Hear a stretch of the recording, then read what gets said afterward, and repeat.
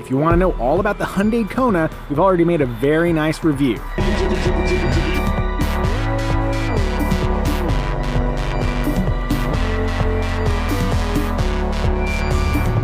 But this is the Hyundai Kona EV. It deserves a little extra attention. So, what distinguishes this all-electric Kona from the gasoline-sipping Kona that won Kelley Blue Book's Subcompact SUV Best Buy Award in 2018? Obviously, it's the electric stuff. The primary protagonist is a 64 kilowatt-hour lithium-ion polymer battery pack. At max charge, the Kona EV has a predicted range of 258 miles that no doubt varies depending on how you drive. Use a level 2 charger, and empty to full takes about 9.5 hours. A 100 kilowatt level 3 charger delivers an 80% charge in 54 minutes, while a standard wall outlet literally takes days to juice up the battery. Sidekick to the battery pack is an electric motor that, according to Hyundai, makes 201 horsepower and 291 pound-feet of torque. Those are eye-catching numbers for such a small car, but let's see what they mean in the real world. Oh. All right. I think I like the real world. Consider the Kona one more nail in the electric cars are slow coffin. One more power note, the Kona EV only comes with front-wheel drive. Downside, snowbelt buyers might need to look elsewhere. Maybe the all-wheel drive Tesla Model 3. Upside, sending power exclusively to the front tires means you're more likely to light them up when leaving that creepy park where all the people just sort of hang out all day. What are they doing there? Pure power aside, the Kona offers 3 primary driving modes: normal, sport, and eco. In my experience, in normal and sport mode, the accelerator is too sensitive to position changes. If you wiggle your toe, the car will react. I hesitate to say it, but this is the rare vehicle that I prefer to drive in eco mode. Helps smooth out the inputs. If you're truly committed to efficiency, there's also a bonus Eco Plus mode that kills the climate control. I won't be using that one. You'll also notice there are paddles on the steering wheel. Pull lefty to sequentially escalate regenerative braking intensity. Pull righty and you'll do the exact opposite. De-escalate fully, and when you come off the accelerator, the Kona efficiently coasts.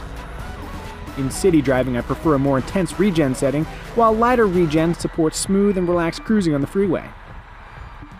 One note, even with regeneration at its most intense setting, as you come to a stop, like below 7 miles an hour, the car just keeps rolling, meaning you can't one-pedal drive the Kona like you can some other electric cars. So be sure to cover the brake. Or just plow into the back of a Chevy Cruze. They won't mind. Visually distinguishing the standard Kona from the Kona EV is simple. Here's a flowchart. If you're still confused, listen for the sounds of the future when parking.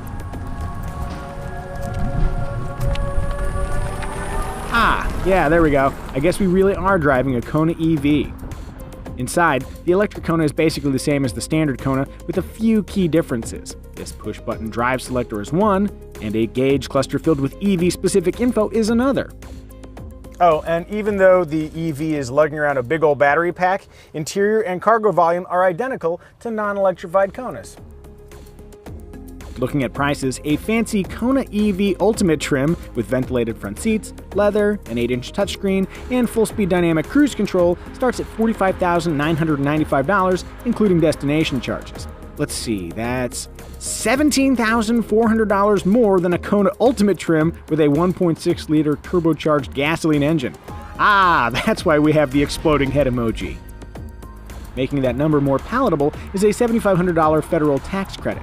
I live in California, and the state offers another $2,500 tax credit on top of that, but even with $10,000 in tax incentives, the Kona EV Ultimate is roughly $7,000 pricier than its fuel-combusting kin. If that's still too hard to swallow, the base Kona EV SEL trim has an MSRP around $8,000 less than the Ultimate.